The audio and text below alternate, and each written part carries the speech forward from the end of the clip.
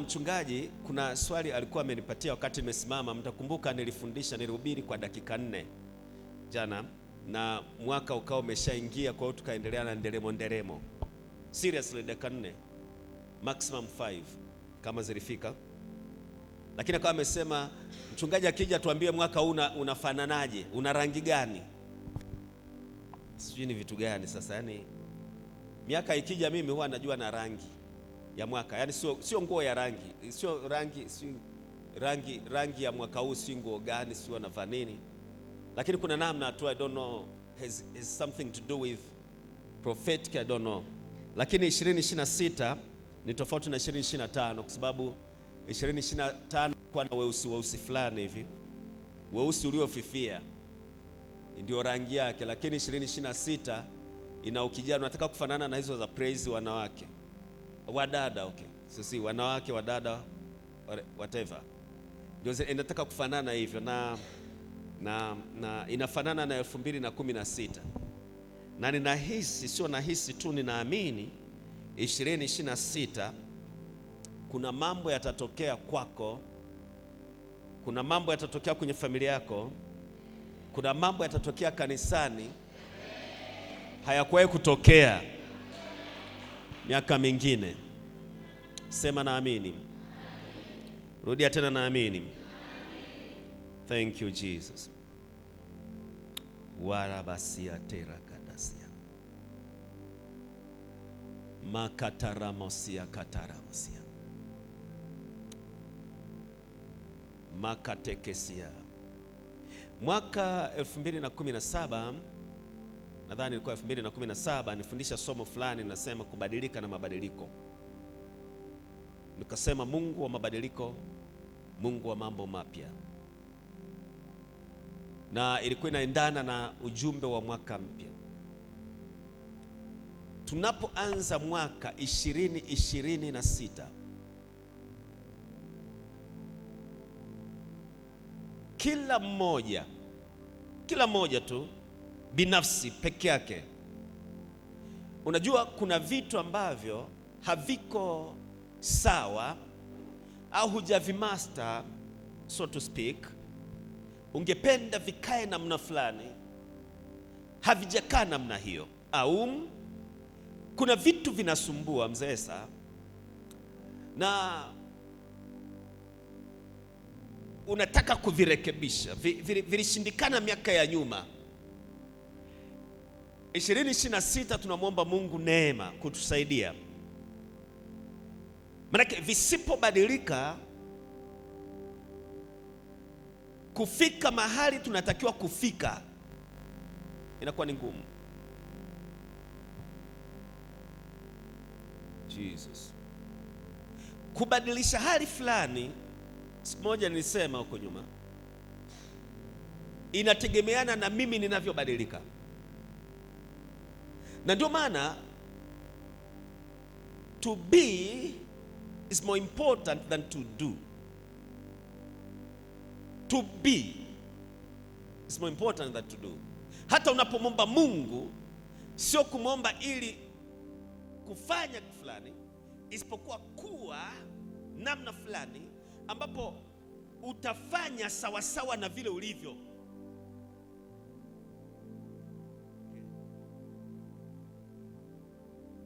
Sasa kwa 2026,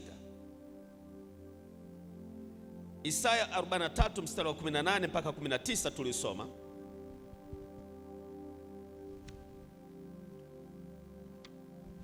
Mungu wa mabadiliko, Mungu wa mambo mapya. Naomba fungue pale na kama na display pale Isaya 43 mstari wa 18 na 19.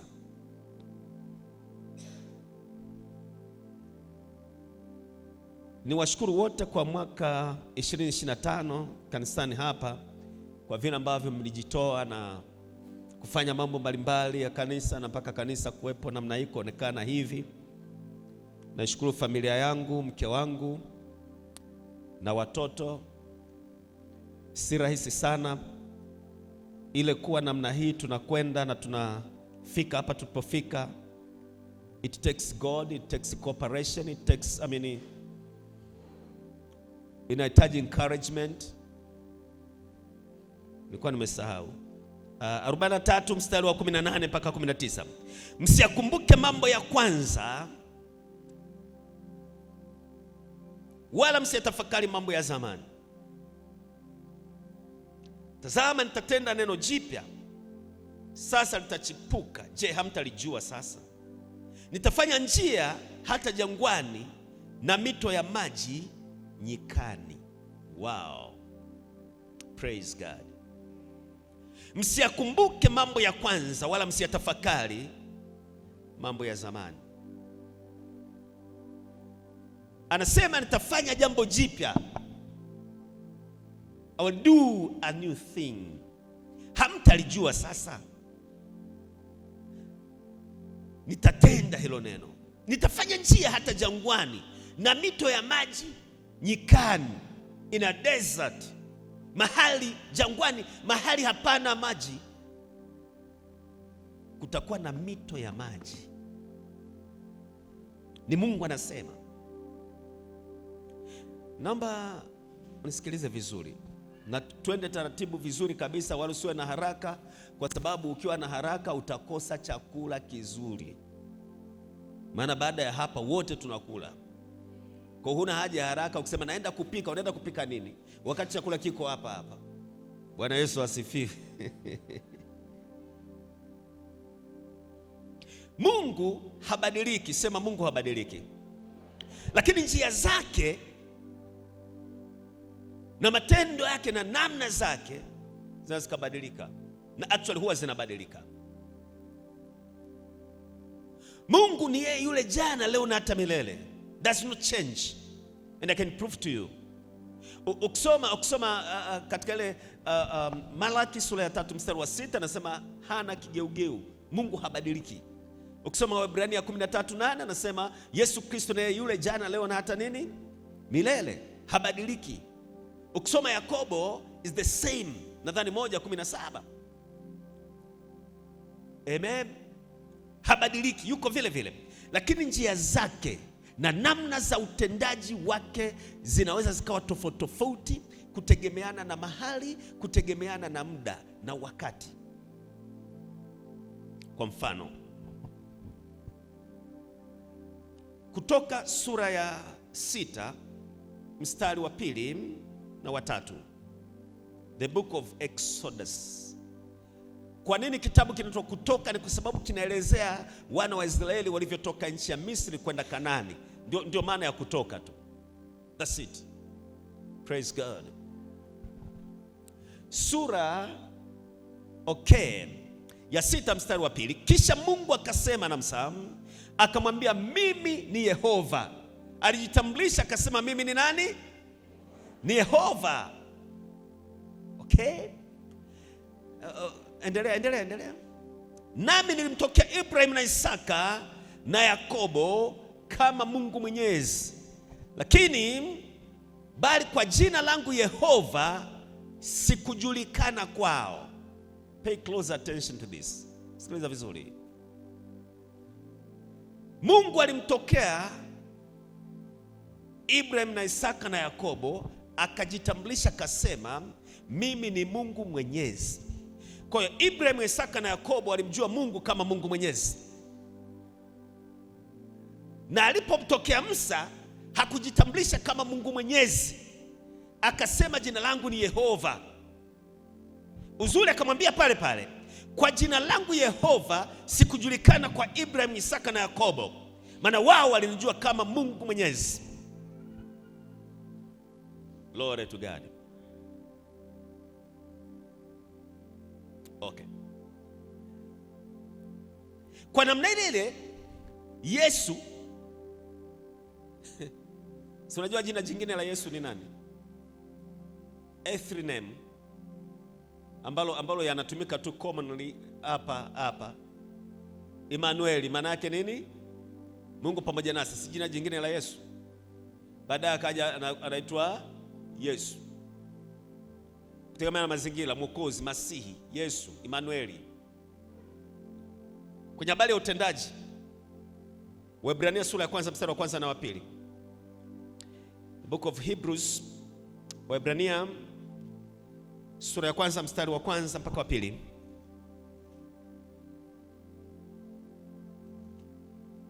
Anasema hivi: Mungu ambaye alisema zamani na baba zetu katika manabii kwa sehemu nyingi na kwa njia nyingi. Hebu sema njia nyingi. Okay? Mwisho wa siku hizi amesema na sisi katika mwana aliyemweka kuwa mrithi wa yote, tena kwa yeye aliufanya ulimwengu. Huko zamani alisema na sisi, alisema na manabii kwa njia mbalimbali, mahali mbalimbali, lakini mwisho wa siku hizi amesema nasi kwa njia ya mwana. Kwa ni Mungu asiyebadilika, lakini anasema siku hizi anasema nasi kupitia mwana, ambaye mwana ni nani? Yesu, ambaye Yesu ni nini? Neno. Bwana Yesu asifiwe. Kwa Mungu habadiliki, lakini njia zake zinabadilika, utendaji wake unaweza kubadilika kutegemeana na mahali, kutegemeana na hitaji, kutegemeana na namna na watu na audience. Ndio maana sio lazima watu wafanane au watu wawe sawa sawa. Hata kwenye wito watu wameitwa tofauti, lakini Mungu ni yule yule. Kubadilika na mabadiliko, kadiri dunia inavyobadilika na watu wanavyobadilika, kanisa lisipobadilika halitakuwa relevant.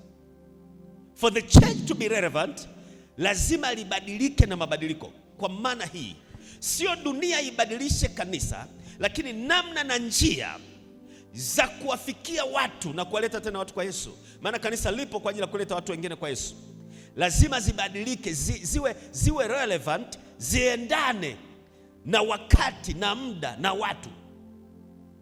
Kwa mfano tu kawaida, Watanzania wa zamani ndio wa sasa hivi walivyo. Sura ni zile zile na nini, lakini tofauti. Mind zao zimechange.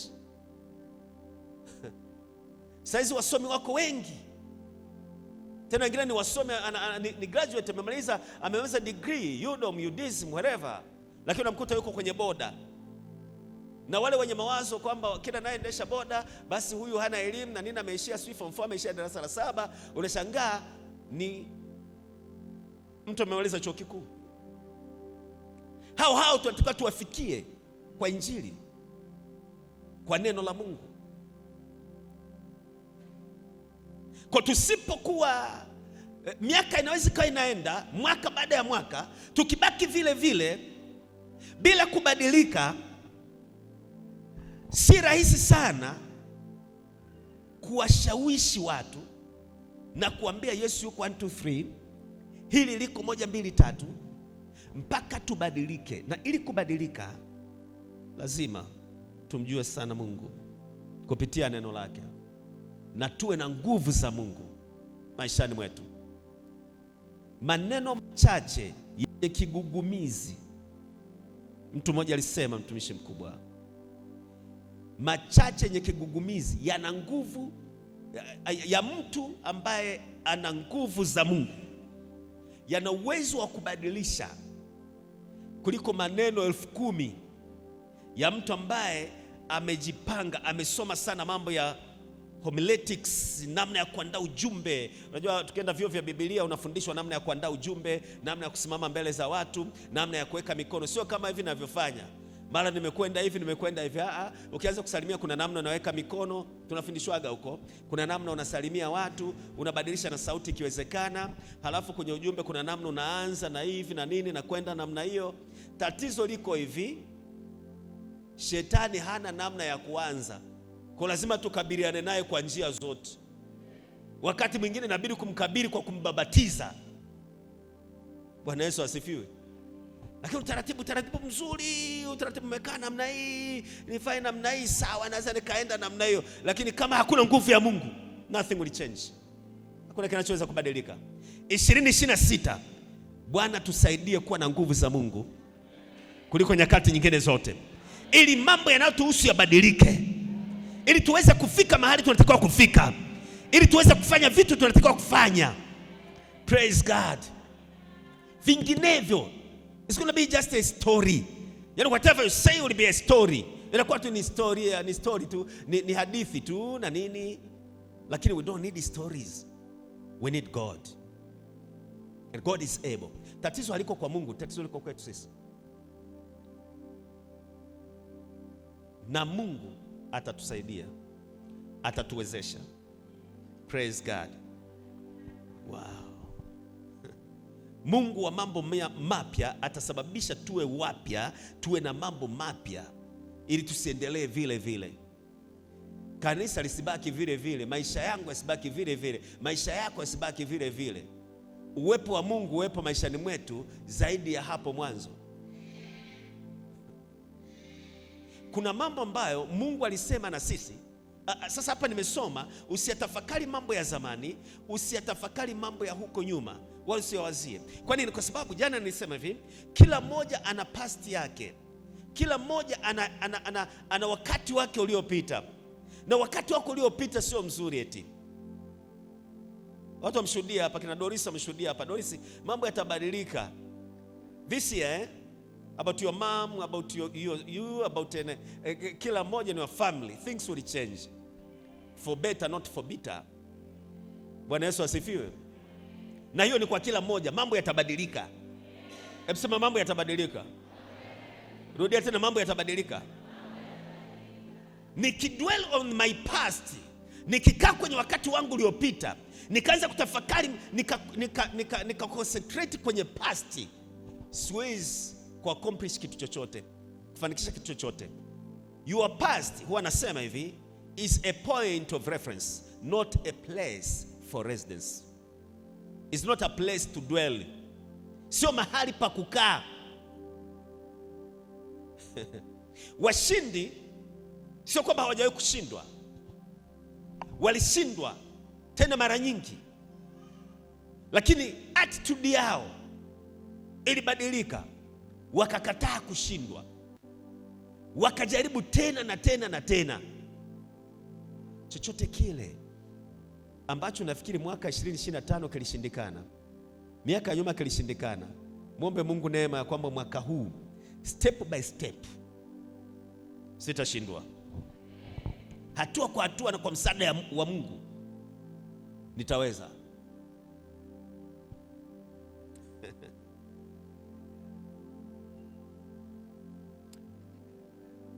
Ukiangalia namna hii siku ilivyo, ni miaka imebadilika na tunaandika 2026, lakini kwa hali ya hewa utaiona ni vile vile, hakuna chochote kilichobadilika. Na kwa sababu hiyo hata sisi tunaweza kukuta mambo ni yale yale na kwenda hivyo hivyo. Weka malengo ya kwamba kama nilikuwa nasumbuliwa na madeni 2025, mwaka huu 2026 nataka nitoke kwenye hicho kifungo, nitoke kwenye madeni. Na inawezekana, sema inawezekana. Rudia tena, inawezekana. Mwingine unaweza kuweka utaratibu, kama nilikuwa mvivu wa kuomba, mwaka huu Bwana nisaidie niwe mwombaji. Glory to God. Sema inawezekana. Kama nilikuwa ni mtu wa kupoteza muda, this time, so no one can save time. Huwezi kusave muda. Mtasave vitu vyenu hapo kwenye makompyuta na nini, lakini you cannot save time. Wasted time is wasted. Muda uliopotea umepotea. Kuna watu wanahitaji eliminate time wasters from their lives. If you cannot manage time, you cannot manage life. Yani wala usihangaike kumanage maisha, kwamba uweze maisha kama hujaweza kutunza muda. Na hiyo inatuletea shida sana sisi wa Afrika. Yani mara nyingi sana ni watu wa kupoteza muda. Na mwingine ukijaribu kutunza muda kidogo inakuwa ni issue. Nasema sio nini, kwa sababu tushazoea yani kupoteza muda. Mtu akiwa ofisini anapoteza tu muda. Wakati mwingine chochote kile anachofanya anapoteza muda.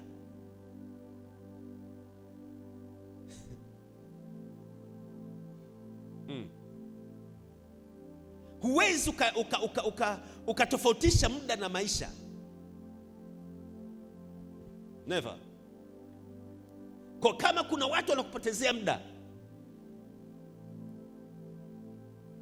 waondoe maishani. Sio mbaya, ndio,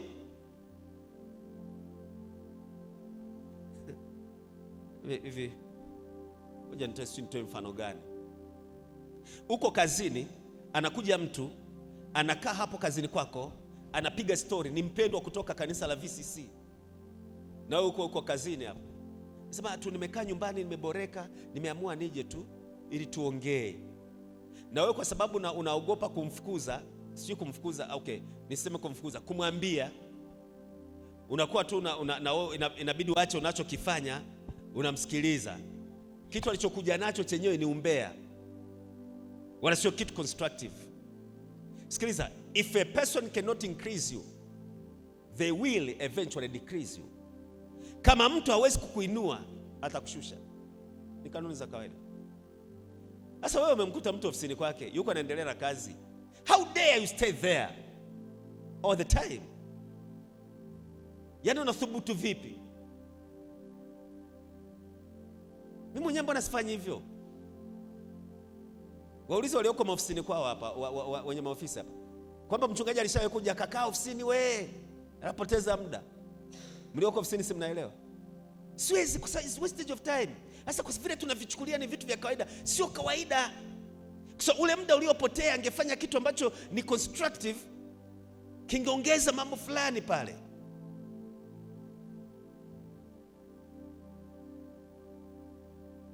Kwa usipoteze muda, lakini usipoteze watu wengine muda. Bwana Yesu asifiwe.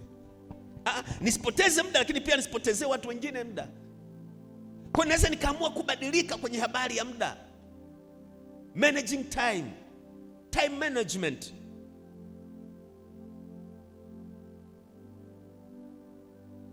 Unaelewa kabisa, ukienda benki ukienda unakaa muda mrefu, yawezekana hata lisali zima kabla hujahudumiwa. Si ubebe na kanotibuku kako, beba au soma mambo ya Mungu kwenye simu.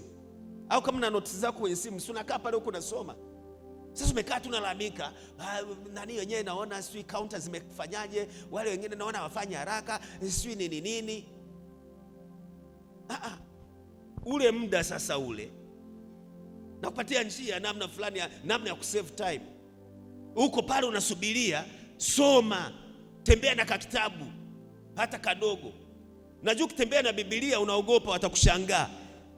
Maana iko hivi, ukitembea na kitabu hata kama ni kikubwa, kitabu cha kawaida, ukaingia nacho kwenye daladala kwa mfano, nichukulie mfano, hakuna atakaye kushangaa. Watu tu watasema huyu naona ni mwanafunzi, atakuwa anasoma, atakuwa si nini. Beba Biblia mchana saa 8 jua linawaka, bila kuiweka kwenye mkoba wala nini, niingia nayo kwenye daladala. Kila mmoja anakuwa anaangalia na halafu wakikuangalia wanaangaliana na wenyewe. Si huyu zinamtosha. Ndio wale wanachanganyikiwaga, warokane nao kwa kuchanganyikiwa. Lakini ukibeba kitabu cha kawaida, no one cares. Hakuna anayejali. Beba Biblia. Jaribu tu uone. Panda daladala, beba Biblia. Uishike tu namna hii. Kwenye ile public transport ile. Kila mmoja kwanza watakaa kimya, wanakuwa wanaangalia tu. Angalia. Baadaye wengine watajipa majibu, wanasema huyu naona ni mchungaji. Yana maana Biblia wanaobeba ni wachungaji. Wakristo hawatakiwi kuwa na Biblia. Mwaka 2026 neno la Mungu liwe kipaumbele. Kwako, kwangu. Bwana Yesu asifiwe. Makasaparabo.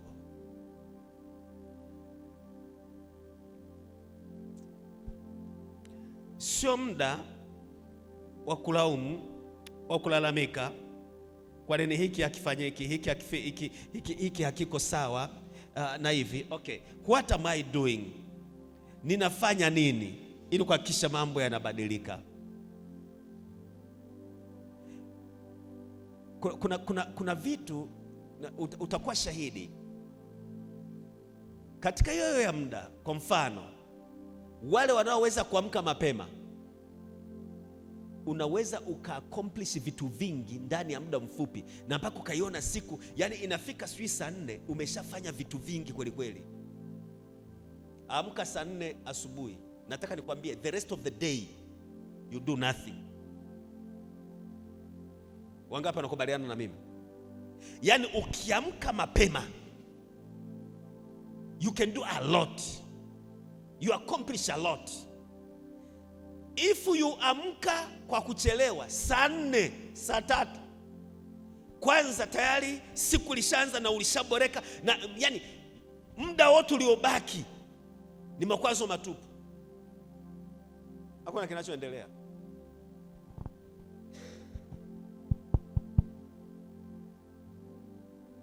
Kama nilishindwa miaka iliyopita, this year fanya tu, jitahidi taratibu.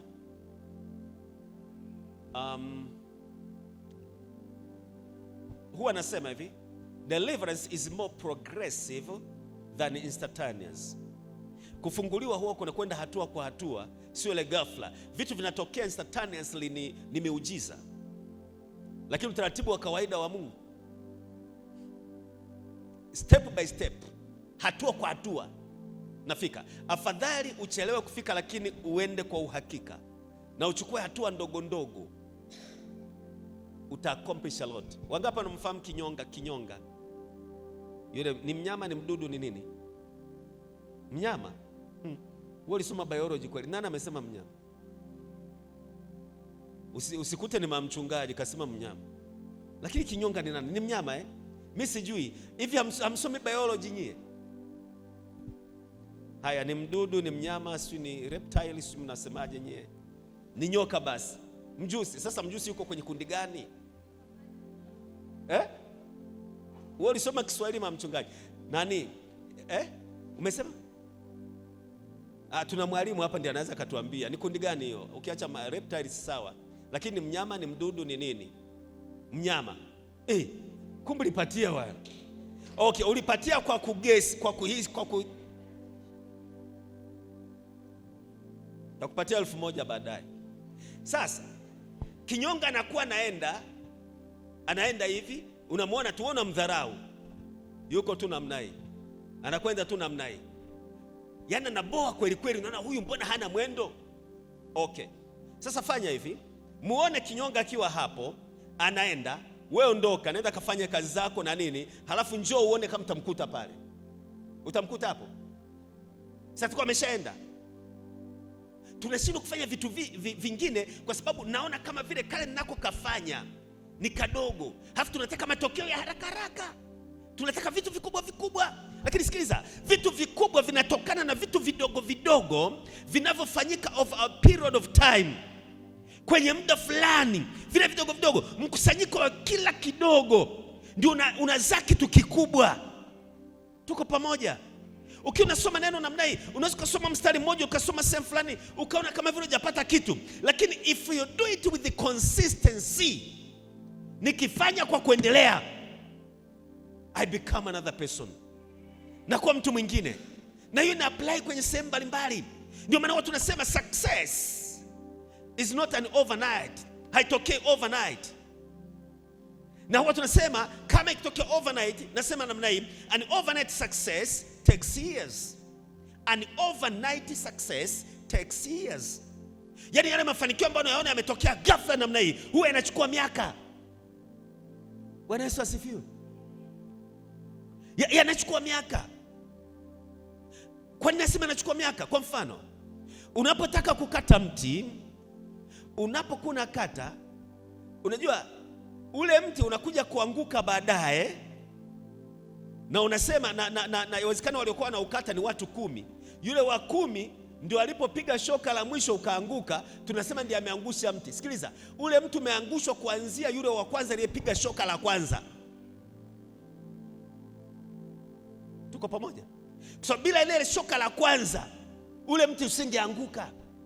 Kwa vile vidogo vidogo tunavyovifanya, kama navifanya with the consistency, kwa kuendelea na kwa usahihi, lazima matokeo yawepo. Shida kinachotugharimu na mimi nikiwemo, ni pale tunataka matokeo ya ghafla, ya haraka haraka. Quick fix, tunaita quick fix. Yeye unataka kitu kifanyike haraka haraka tu namna hiyo.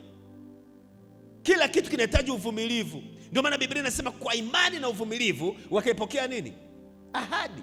Kwa imani na uvumilivu, with patience, faith and patience. Those are twins, ni kama mapacha. Imani na uvumilivu wakaipokea ahadi. Kwa lugha nyingine, maana yangu ni hivi: kama unafanya kitu hata kama kinaonekana kidogo, wengine walishakupita huko, usikate tamaa. Na wengine wanaweza kuwatisha tamaa kwamba hapo najisumbua. Wewe ziba masikio, endelea kufanya, halafu watakuja wata appreciate baadaye. Wala hawatakwambia tulikuwa tunakuvunja moyo. Watakwambia imekuaje? Si imekuaje, ni kale kale walikokuwa wanasema, kadogo kale nako kafanya. Kwa acha mambo ya nyuma, wala usiyawaze mambo ya nyuma. Hayo ya nyuma ni reference tu, unalifaa. Bwana Yesu apewe sifa. Kuna msemo unasema namna hii: those who created yesterday's pain do not control tomorrow's potential. Kama umecreate yesterday's pain, you cannot control tomorrow's potential. Yametengeneza. Kuna wengine wanaishi leo jana. Okay, yani anaishi leo jana. Unamwona yuko leo ni juma ngapi? Alhamisi. Lakini wala yeye yuko Jumatatu iliyopita. Yani yuko nyuma ya muda. Niko nawaza tu mambo ya nyuma yaliyonitokea, ya hivi na hiki. Kwa huwezi, usipofocus kwenye future, ukaangalia tu haya yaliyopita ya nyuma. Mtume Paulo alisema na achuchumilia yajayo, na sahau yaliyopita, na achuchumilia yajayo. Hata imekuwa mtakiwa ndani ya Kristo, amekuwa kiumbe kipya. Tazama ya kale yamepita, tazama yamekuwa nini? Mapya. Tarajia mambo mapya. Halafu wakati huo uwe na attitude nzuri, kwa maana kwamba ukiona wengine wamekutangulia kule, usiwe na wivu. Sema amina. Wala usione kwamba sio wenyewe imekuaje, jamani wengine wamejaliwa. Hiyo sentence ya kusema wengine wamejaliwa, mimi siwezi kuisema, kwa sababu hiyo sentence inaonyesha umwamini Mungu. Wengine wamejaliwa, jamani wamejaliwa. Wengine kina nani sasa? Kama wengine wamejaliwa, Mungu asema upendeleo, na mimi naweza nikajaliwa. Lakini mambo sio majaliwa, ni kanuni. Hata Biblia ni kanuni. A productive life is not an accident.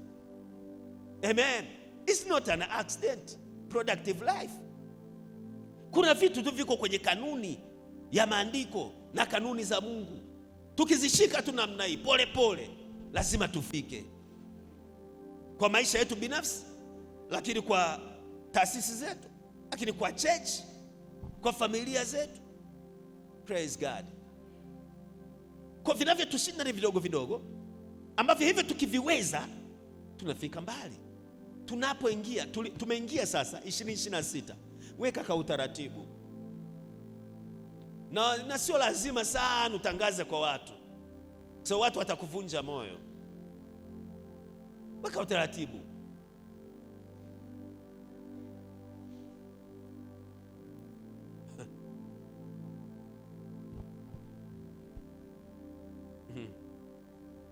Kwa concentrate on your future. Kwa sababu your focus determines your feelings. Vile unavyo focus, una focus kwenye kitu fulani, feelings zako.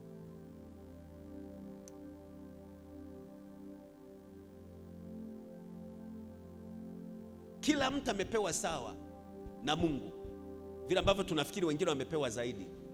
Tumepewa masaa 24 wote. Kuna tajiri amepewa masaa 24, alafu mwingine amepewa masaa 12. Wote tumepewa sawa. Wana vidole vitano mkono mmoja, na sisi tuna vidole vitano. Sawa, wameenda shule, wewe hujaenda shule sana, lakini hiyo haiamui. Siko kinyume na watu waenda shule. Bwana Yesu apewe sifa. Siko kinyume na wasomi, lakini nataka niwahakikishie hapa TZ hapa kuna watu hawajaenda sana shule, alafu wameajiri wasomi. Kweli uongo? Wana makampuni na nini na shule hawajaenda, lakini wameajiri nini? Wasomi. Ukweli uongo? Sasa hiyo tu kiifikiria inaweza kukusaidia. Hata ukitaka kuvunjika moyo namna hii, ukiwaza tu namna hii, unajitia nguvu, unajitia moyo kwamba hata kama sijaenda shule sana, lakini bado ninaweza nikamanage maisha, ninaweza nika excel, ninaweza nikafika juu. hata kama watu wakinicheka. By the way, watu wakikucheka tumia ile kama nani tu, kama stepping stone kupanda juu. Watu usihangaike nao. Eti mwingine anakucheka anakuambia hutaweza, wewe unawezaje wewe? Kabila lako mwenyewe kwanza halijulikani. Unatoka wewe ni Mhawa wa Kigoma. Ulitaka niwe Mhawa wapi? Kwa mfano. Nachukulia tu mfano. Bwana Yesu asifiwe. Mwingine anakuambia kabila lenu lina laana. Hili kabila nakwambia huwezi kupenya, lina laana. Hiyo laana baki nao mwenyewe. Kabila letu ni kabila la mbinguni. Ndio kabila letu lilipo. Ndio wenyeji wetu ulipo. We were born in heaven and assembled on earth. Born in heaven and assembled on earth. Tulizaliwa mbinguni, tumekusanyikia hapa. Sema amina. Sasa mambo mengine usipokuwa na, yani ndio maana nilisikia, mimi sina uhakika, kuna Waha watanisaidia hapa. Inasemekana Waha ni wabishi. Mnisikia hivyo? Nani anashasikia Waha ni wabishi? Na ananiangusha. Mama mchungaji anasema eti ndivyo tulivyo. Jamani, kama sio kuangushana ni nini? Okay, lakini hata hivyo sifa ya walokole wote ni wabishi. Na usipokuwa mbishi, shetani atakurusha rusha. Tunasema unasema tu ndio shetani, ndio. Ndio. Kila kitu ndio. Ubishi maana yake nini? Ni kukataa.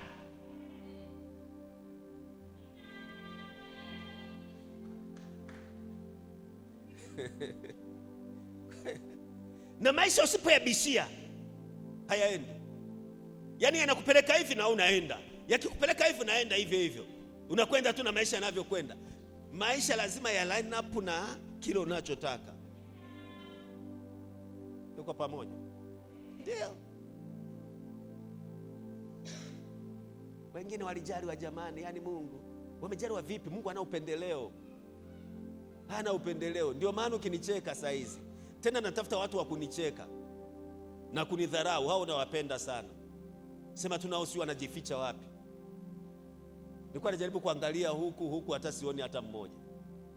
Lakini wewe jaribu tu, ndio utakuwa unanisaidia. Ukinicheka, ukinidharau, umenisaidia na paa.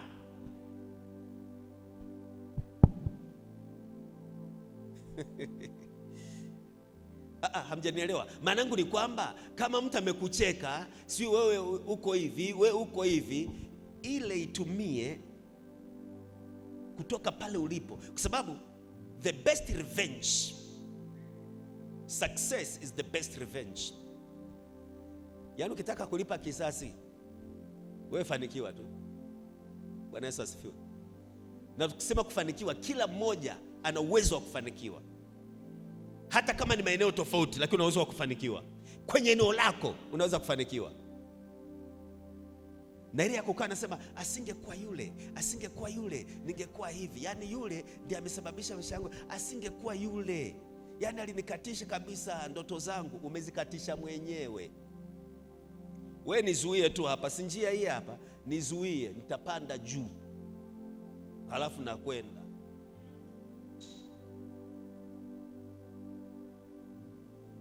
Failure cannot happen in your life without your permission. Don't forget.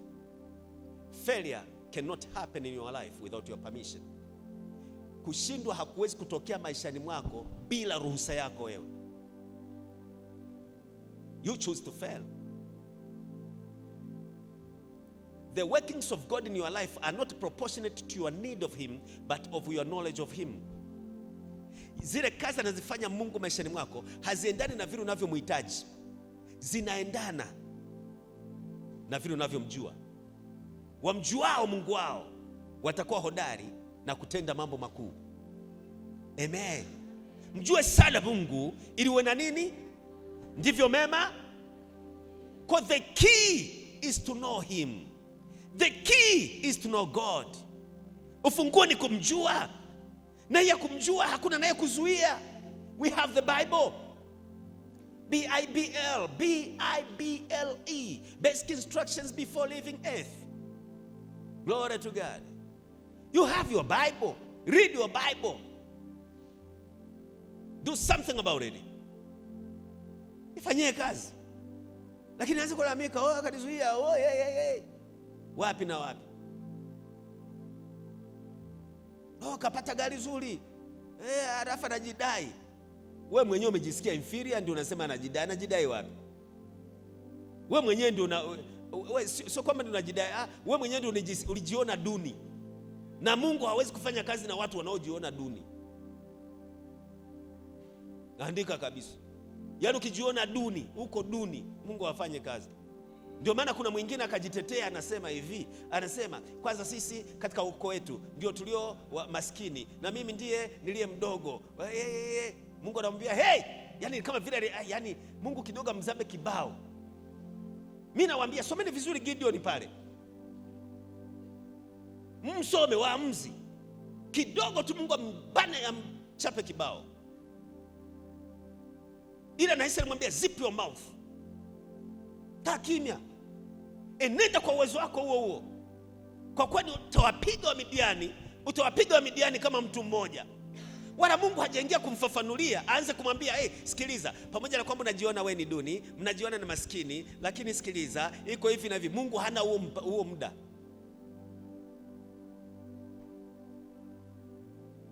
Anambia enenda kwa uwezo wako huo huo. Huyo ni Gideon kwenye Waamuzi. Ngoja nikwambie, Musa mchungaji wa kanisa la Israeli, eti wanakuja wale wanajeshi wa Farao wale wanawafuata wa Misri. Mbele kuna bahari, nyuma kuna wa Misri, kwenda kulia kushoto ishu. Waisraeli wakaanza kulia. Musa akatoa kitu kinaitwa bold statement ambayo ilikuwa ya ujasiri. Akasema, wa Misri mlioona leo nyamazeni kimya, kwa kuwa wa Misri mlioona leo hamtawaona tena. Ninyi mtanyamaza kimya na Bwana atawapigania ninyi. Yaani sikiliza vizuri, kama nabisha utamuuliza Musa, kazana ufike mbinguni alafu muulize. Maana tunapoenda mbinguni lazima tuwe na maswali fulani. Nina swali moja kwa Yesu nikifika mbinguni. Aliwezaje kwenda kwenye mtini? Kwanza ni asubuhi, alikuwaje na njaa asubuhi?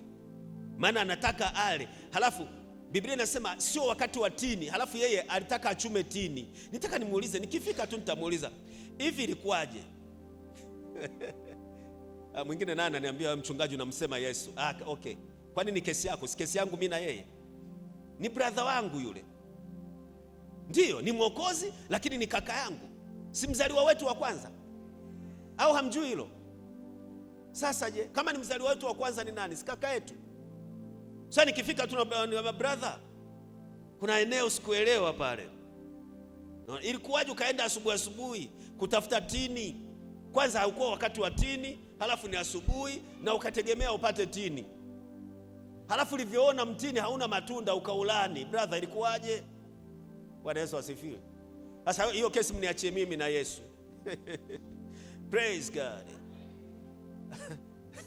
Nilikuwa wapi? Kwa Musa. Musa anasema okay, baada ya hapo ameshawaambia Bwana atawapigania ninyi, nanyi mtanyamaza kimya. Wa Misri mlioona leo hamtaona tena milele. Sikiliza, si amemaliza kusema namna hiyo? Nacho hisi alivyogeuka akaona jamaa wanaongeza mwendo, wanakuja. Soma maandiko vizuri, mwe mnasoma Biblia vizuri. Kilichotokea, Musa akageuka akaanza kulia, anamlilia Mungu. Analia. Mungu akasema, wewe unanililia nini? Waambie wana wa Israeli wasonge mbele, waendelee mbele. Why are you crying? Yaani Mungu anamwambia tu, anampatia instruction. Hata kaa vile hausiki sana. Hapo anamwambia tu unanilia nini? So waambie wana wa Israeli waendelee mbele. Hafu mbele kuna bahari. How dare you tell him kwamba endeleeni mbele? Ndio style ya Mungu anayoifanya. Tuko pamoja. Umesikia marobati? Yaani Mungu halazimiki kukutendea eti kwa sababu unatia huruma. Kwa hiyo ukitiatia huruma unamuudhi Mungu. Sio wewe, yani nimetolea tu mfano kwa sababu mbele tu hapo. Lakini unapotiatia huruma, unisikilize vizuri. Ukitaka kunishtaki sehemu yote. Mungu halazimiki kunitendea eti kwa sababu natia huruma. Hakuna. Kwanza ukitia huruma na muudhi Mungu. Sijasema Mungu hana huruma, sikusema hivyo. Ni tofauti hizo sentensi. Mungu halazimiki kunitendea eti kwa sababu natia huruma. Mungu anatenda kwa sababu nimemwamini. Faith is what moves God for action. Moves God to do. Faith. Now faith is absence of fear. Fear. What's the fear? F-E-A-R. False evidence appearing real. That's fear. F-E-A-R. False evidence appearing real. Mnasema real au really? Whatever. Real. Really? Really ni jina la mtu. Mpaka mmeshanitoa kwenye somo. Tulikuwa tunasemaje? Musa. Sasa Musa akaanza kulia. Yuko analia tu namna hii. Mungu akamwambia, unanilia nini? Waambie wanaozelewa songe mbele. Ndio maana nasema Mungu halazimiki kukutendea kwa sababu natia huruma. Naomba nikuulize, watia huruma hawapo hapa duniani? Dodoma hawapo watia huruma? Omba hawapo Dodoma? Mungu anaona hawaoni? Unataka kumlaumu Mungu kwa nini hafanyi kitu? Sikiliza, Mungu halazimiki kukutendea jambo kwa sababu natia huruma. Yeye anaenda kwa kanuni. Kwa hata kama kuna mambo yanatia huruma, kuna watu sio wanafanyaje, sio na maana unatia huruma, wewe achana na hiyo, songa mbele. Kuna watu nyuma wanakuangalia, ukishinda tu na wenyewe wanashinda. Ukishindwa tu wameshindwa. Kuna mlolongo wa watu nyuma hata kama hujui. You always have people that are following you. Ndio maana niliwaambia ikitokea shida, kwa mfano hapa, si wote washirika wote mnakimbia, si kuna shida gani imetokea mbio mnakimbia. Na waambia hivi, mimi sikimbii. Namba 1. Namba 2, ikinilazimu kukimbia, lazima nisubiri mshirika wa mwisho alishafika kule asinione navyokimbia. Ni aibu sana mchungaji unakimbia na suti, umefunga na tai, unakimbia. Lazima nisubiri mshirika wa mwisho ameshafika kule hanioni, na mimi ndio nakimbia sasa. Ila cha kwanza sikimbii. Injini ya huko pale. Watu fulani walikuwa kwenye maombi tu, tunakuwa makini jamani, kwenye fellowship maombi. Wanaomba tatizo la mtu fulani, tatizo liishe. Tena tatizo halijaisha. Tena ilikuwa sijui Singida, silikuwa wapi? Samanda Blandina, lakini ni kama ilikuwa kule kama sijakosea. Wako wanaomba kwenye fellowship na watumishi fulani wameenda. Sasa wanaomba pale, wanaendelea. Baadaye wakaona tunatokaje hapa? Hapa tunatokaje? Ndio mwingine akaanza kutoa unabii sasa. Tatizo hili ni kubwa, mimi Mungu mwenyewe naogopa. Basi kiongozi naye akasema, jamani, kama mlivyosikia, tatizo lenyewe mpaka Mungu anaogopa. Mambo yakaisha, maana Mungu amelisolve tayari. Yaani lenyewe ni kubwa mpaka Mungu anaogopa. Hao wana maarifa kweli, wana hekima hao. 2026 tuingie huu mwaka tukiwa na maarifa na ufahamu mzuri. Sema amina. Na unisikilize vizuri, hii itakuwa the key. God will never advance your instructions beyond your last act of disobedience. What do I mean? God will never advance your instructions beyond your last act of disobedience. Mungu hawezi kukupatia maelekezo mengine kama hujatii yale ambayo ameshakupatia kwanza hapa.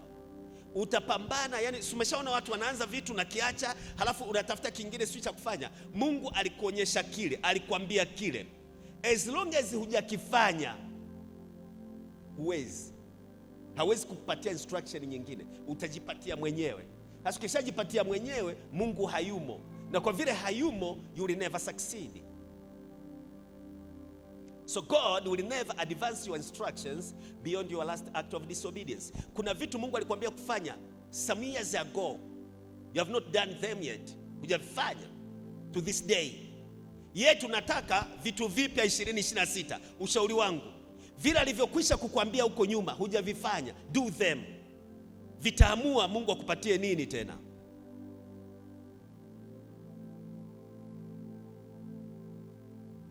Hauwezi kuwa promoted if you are not overqualified kwenye position ulionayo. Once you overqualify, ndio unaweza kuwa promoted. Kwa Mungu will never advance your instructions beyond your last act of disobedience. Nikisema namna hii ni vizuri kutafakari. Mungu alikwambia ufanye nini na hujafanya. Yeye unapotezea. Okay, sisi tunaweza kupotezea lakini Mungu hapotezei eti. Anakumbuka. Ingaje na si wenyewe tunakumbuka, basi tu tunajifanya hatukumbuki. Lakini Mungu alikwambia. Alikwambia kabisa na unaelewa. Nunua speaker ukapotezea. Kwa mfano, natoa tu mfano. Na Mungu huwa anaongea. Na unajua kabisa vizuri. Baadaye unapotezea. Yaani hata kama tukisifu tunaimba tu namna hii na unajitia moyo, unakuwa unahukumiwa tu moyoni. Unajitia moyo. Gharama ya kutii ni kubwa, lakini gharama ya kutokutii ni kubwa kuliko gharama ya kutii. Nitakupatia mifano si miwili mmoja nimalize. Gharama ya kutii, kumtii Mungu ni kubwa. Ni kweli ni kubwa. Lakini gharama ya kutokutii ni kubwa zaidi kuliko ya kutii. Mifano miwili. Mwaka 2003 niliahidi pesa. Haikuwa nyingi. By then ilikuwa ni nyingi. Kwangu nyingi kweli. 100,000. Kwa nimeahidi kwenye mkutano wetu wa Morogoro, wachungaji pale Morogoro Kanani. Actually ndio makao makuu yetu. Ili waandae mkutano mwingine wa 2004. Kwa hiyo tukawa tunaahidi na mimi nikaahidi 100,000. Ikaji katokea kuna safari natakiwa kusafiri kwenda kusoma US Marekani. Nikaanza kupambana kutafuta nauli kwa sababu nitakiwa niwe na nauli tu basi, tiketi ya kwenda na kurudi, mambo mengine yote wana take care huko. Nikaanza kupambana kutafuta pesa, nauli. Sikumbuka hata kama mke wangu nilimwambia nimeahidi hiyo alafu sijatoa au nini, sikumbuka. Lakini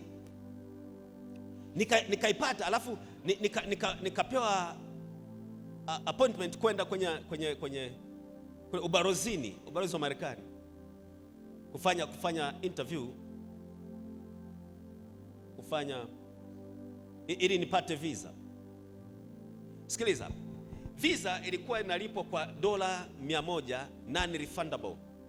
Maana yake hairudishwi ukikataliwa visa. Mimi nikachukua ile pesa, nikapata ile pesa, nikaenda. Nimeenda pale na documents zangu na kila kitu, walinikatalia visa. Unisikilize vizuri. Itasaidia kwenye 2026. Visa wakanikatalia. Muda ule wamenikatalia visa. Roho wa Bwana ananiambia na mimi nasikia, utapata visa mpaka ulipe pesa uliyoahidi, shilingi 100,000. Na ukitaka kuendelea kupata hasara, apply tena. Maana ulikuwa una apply sielewi size ni, lakini ulikuwa una apply mara 3. Mara ya kwanza, mara ya pili, mara ya 3 inakuwa mwisho. Kwa hiyo nilitakiwa nitafute pesa nyingine za Kitanzania, ilikuwa 100,000 na 10,000 sijui. Niende ukiwa na dola ilikuwa dola 100, za Kitanzania 100,000 na 10,000. Nilitakiwa nitafute nyingine niende tena baada ya kukataliwa ile ya kwanza. Mungu aliposema namna hiyo, nilirudi Dodoma, angalia hiyo hasara. Nikasema hapa ili niwe na amani na imani na amani, nachukua miongoni mwa pesa nilizokuwa na save sijui nauli, naenda mpaka Morogoro, naonana na Bishop Makundi, nihakikishe nimetoa, halafu nimeandikiwa risiti. Sasa hapo kumbuka Mungu amenishushua, nimeshushulika. Kwa hiyo mwenyewe naenda pale. Nikaenda mpaka ofisini na ile 100,000. Akaipokea, akaandika, akanipatia risiti. Ndio nikawa na amani. Wakati huo kumbuka nimemwomba Mungu anisamehe. Maana yake delayed obedience, listen, is equivalent to disobedience. Utii ambao umechelewa ni sawa na kutokutii. Delayed obedience is disobedience, kwa sababu ina madhara yake. Ndio hiyo. Sasa unisikilize, sio kwamba nilikuwa sitaki kutoa ile, nilikuwa nimechelewa, ila nimepatia kipaumbele vitu vingine, na kusema nitaitoa. Si mnanielewa kidogo? Baada ya kufanya vile, nimekwenda sasa, okay, ndio nikalipa sasa ile nyingine ya visa mara ya pili. Nimekwenda pale, sikiliza, nilipewa visa bila wasiwasi. Paka unaweza kauliza, hivi kwa nini kwanza mlimkatalia mara ya kwanza? Mbona document ni zile zile na nini? Lakini najua is God ndiye alikuwa amenizuia. Sikiliza, yani kama Mungu hajakwambia kufanya kitu au Mungu amekukataza kufanya kitu, wewe unaendelea kufanya, uwe na uhakika uko peke yako, sio na Mungu. Hata ungeomba ukaita mitume na manabii wa kuombee, watu wenye upako wa kuombee, unisikilize vizuri, kama mtakosa mambo mengine, lakini sio hii. Hata kama wale unaowafikiri wana upako sana watakuombea, wakuwekee na mikono, wakumwagie na mafuta dumu zima, unisikilize, kama uko in disobedience, mimi siko kinyume na mafuta kwa sababu yako kwenye Bible, kwa nani ya Biblia, kwa matumizi ya Biblia, kwa namna ile ya Biblia, na kutolea tu mfano. Na siko kinyume na mitume na manabii kwa sababu wako kwenye Bible. Na alitoa wengine kuwa mitume, wengine kuwa manabii, wengine kuwa wainjilisti, wachungaji, walimu, kwa kusudi la kulijenga kanisa. Alishakwambia hiki hapana. Wewe unajihalalishia kwenye hicho kitu, halafu unatafuta maombi kwa watumishi. It will never work. Haitafanya kitu. Kwa pale mimi sikuwa na haja ya kwanza nikusanye kikundi cha maombi kanisani, jamani mniombee ili nipate visa, jamani nisaidie, na wewe naomba nisaidie nipate visa. Sio, tengeneza na Mungu. Sio hayo tu, lakini hilo la kwanza. La pili, kipindi kile kwenye gari yetu ya kwanza tuliokuwa nayo Nissan Safari, tulikuwa na gari hiyo Nissan Safari short chassis na mke wangu.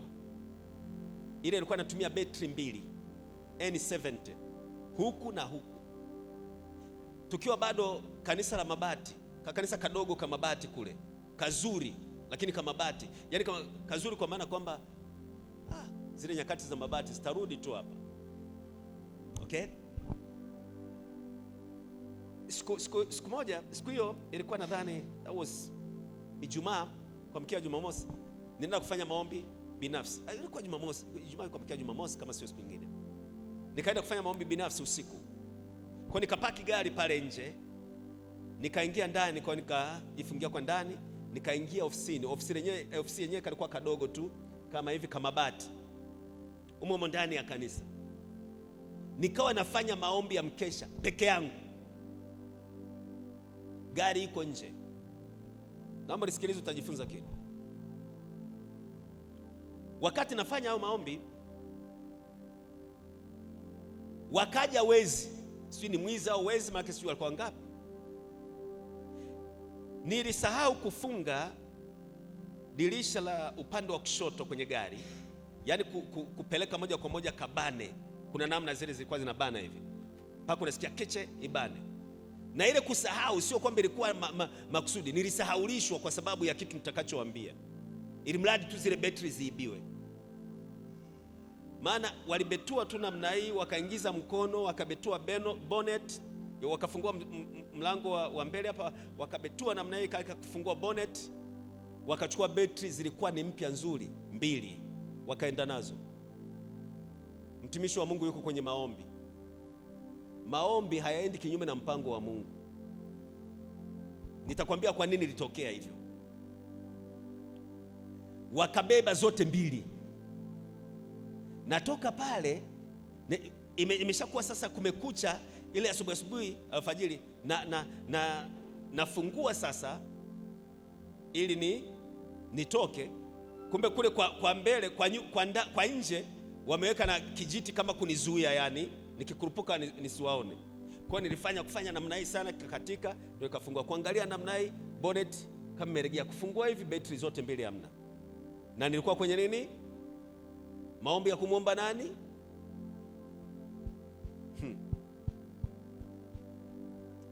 Kwa nini litokea hivyo? Na Mungu akaniambia, kuna wakati, kuna mahali nilikuwa ni miaka ya nyuma hiyo, nilialikwa kuwa mgeni rasmi kwenye shule moja inaitwa Ebeneza. Ile shule ya Ebeneza ni ya dada mmoja anaitwa Angel, Angela ni nani, alikuwa hapa Uzunguni. Alisoma nani? Ebeneza alisoma kidogo nani? Joeli. Na mchungaji mama Mvuyekule aliwahi fundisha pale. Mama Ushindi aliwahi fundisha pale kwenye shule ya Ebeneza. Sasa hivi iko Nzuguni. Yule dada yule. Kwa wakanialika niwe mgeni rasmi. Nikawa mgeni rasmi, nikaenda pale na ilikuwa ku raise fund. Miaka ile nikaahidi 200,000. Na nilikuwa nimeahidi na maanisha kustoa. Kama kawaida nikachelewa kuzitoa. Sio kwamba nimechelewa wiki 2, wiki 3, mwezi mmoja. Nimechelewa, na sio kwamba sitaki kuzitoa, nitatoa lakini nimechelewa. Ile tu zilipoibiwa zile betri, Mungu ananiambia ni kwa sababu ya ile pesa 200,000 uliahidi hujaitoa mpaka saa hizi. Aya. Wakati huo nilipoibiwa niliwapigia wengine kama kina Uncle G, kina Gibu, kina Fande Peter, si askari na nini, lakini moyoni tunaambiwa kosa ni lako. Unajua kilichofanyika? Nilipata hasara. Maana ilibidi kwanza kutafuta pesa nyingine ya kununua hizo betri, na ile 200,000 kwenda kuilipa chap. Kwa hiyo gharama ya kutokutii ni kubwa sana kuliko gharama ya kutii. Kutii kuna gharama, lakini kutokutii gharama yake ni kubwa zaidi. Na unisikiliza vizuri, wengine kwa sababu hamko sensitive, hamko makini kusikiliza Mungu, wengi I know mlishapitia yale ambayo nimeyapitia, ila you did not recognize that. Hamkujua hiyo, you did not know it.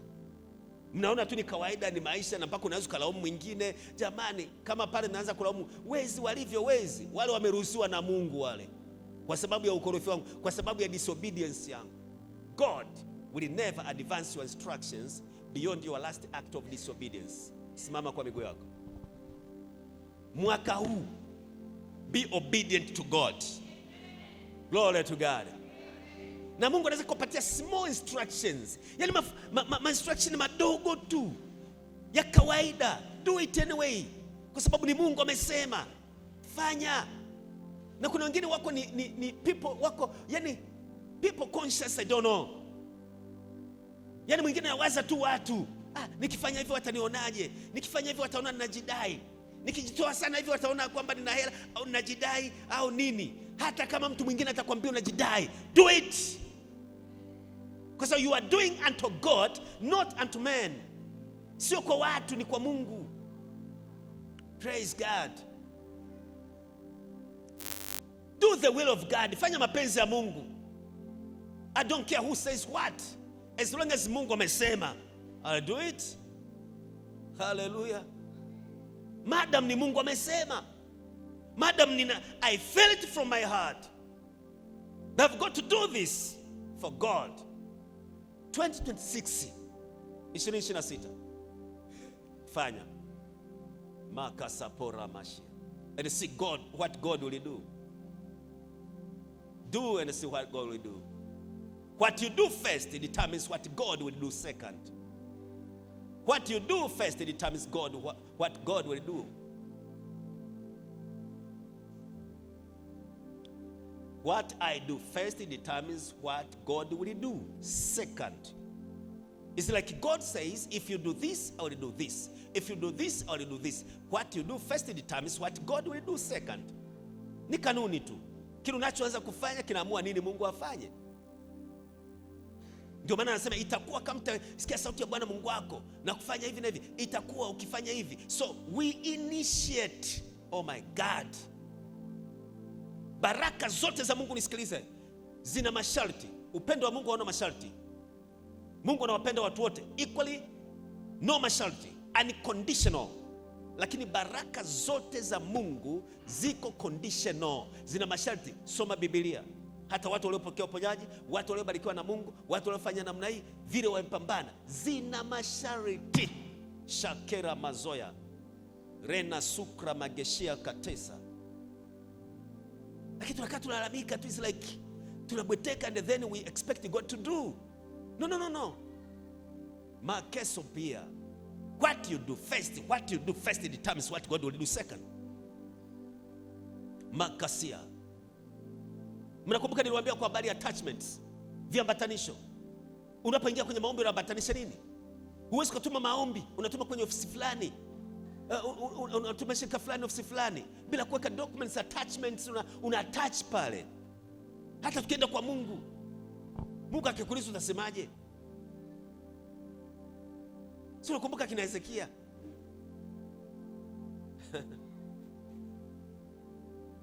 Akaweka attachment, nimekwenda mbele zako kwa uaminifu, this and that. Makashia rabosia. Give him a reason to bless you. Give God a reason to promote you. Give God a reason. Sio lazima kwa maneno. What you do is a reason why God will bless you. Kile unachofanya ni sababu kwa nini Mungu akubariki. Unachofanya ni sababu kwa nini Mungu akutoe mahali ulipo. Kile nafanya na kumtii Mungu is a reason why God will promote me. There must be a reason. A productive life is not an accident. Is not an accident. Is not. Makosa yetara. Shekikara mazia mekosha. Meso mikara na gashia ketara. Meso kikara magoshia. Thank you Lord. Makatara musia. Baba, wewe ni Mungu mkuu na ni Mungu mwema, Mungu mwaminifu. Jina lako lipewe sifa, jina lako litukuzwe. Umetuambia tusiyatafakari mambo ya zamani, tusiyakumbuke mambo ya zamani. Help us to concentrate on the future. Lakini tusaidie zaidi ya yote kwa watiifu kwako, kutii sauti yako, kufanya mapenzi yako, kwa sababu hakuna namna unaweza kututoa mahali kama bado hatujatii kile ulichosema tufanye ili kutoka hapo. Tukirukia vitu vingine haupo, ni sisi peke yetu, na wengi tumeingia kwenye mtego huo. Naomba rehema zako juu yetu as we begin this year, Lord, right in the beginning of it, help us, tusaidie. Makesa pia na ramasho besi atara nagi sokrama goshie londa seki abekusha lendasi ya meko rena gasia lula seki kapokosha akarana gasia meso makara kekeshia ndara mesoma kerena gasia makasha endaro sima koshia makeso perena lina somia nasi karena gospa leda ora manesia. Mungu wa rehema, Mungu mwenye uweza, Mungu mwenye nguvu, Mungu mkuu, unaishika maagano yako, unailitazama neno lako upate kulitimiza. My God, wakati wote mtu yeyote mahali hapa anapofanya sawa na neno, sikia maombi yake, jibu maombi yake. Wengine wafunulie mahali walimesa pa, wafunulie mahali ambapo wameacha kukutii, ili ya kwamba Bwana warudi na wakakutii, ili wapatie maelekezo mengine, kwa sababu you will never advance their instructions beyond their last act of disobedience. Sikaraboshia. Tumekukosa mara nyingi, tumekutenda dhambi mara nyingi, lakini hata Israeli wakati walipokuwa wakirudi ulikuwa unawasamehe na kuwarehemu. Ninaomba kama mchungaji ya kwamba tusamehe na uturehemu pale tulipokosea kama mtu mmoja mmoja, lakini pale tulipokosa kama kanisa, have mercy on us, oh God. Turehemu Bwana. We want to start all over again. We want to start all over again. Be with us, oh Father. Tunataka kuanza tena. Tuomba tusaidie. Pasipo wewe tunajua hatuwezi neno lolote. Msaada wetu unatoka kwako, kama Daudi alivyosema, nitainua macho yangu nitazame milima, msaada wangu utatoka wapi? Msaada wangu katika Bwana alizifanya mbingu na nchi. Tunakuhitaji wewe na wewe peke yako. Makeso mera nazia peikota leko shika rena zomia katata ramagisi ya bandora mikatara nazomia kekedaba siparo mogo shiketara magosa. Have mercy on us, oh God, have mercy. Help us, oh Father, in the name of Jesus. Tusaidie, tusaidie, tusaidie. Tunanyenyekea kwako, turehemu, tusamehe. Tunapoanza mwaka, tuanze na wewe, tuendelee na wewe, tumalize na wewe, na tuanze na wewe tena mwaka mwingine, tuendelee na wewe na tumalize na wewe. Tunakuhitaji zaidi ya kitu kingine chochote. Katika jina la Yesu nimeomba. Amen. Amen. Hallelujah. Thank you Lord. Amen. Naomba ukae, Mungu akubariki. Jesus. Hallelujah.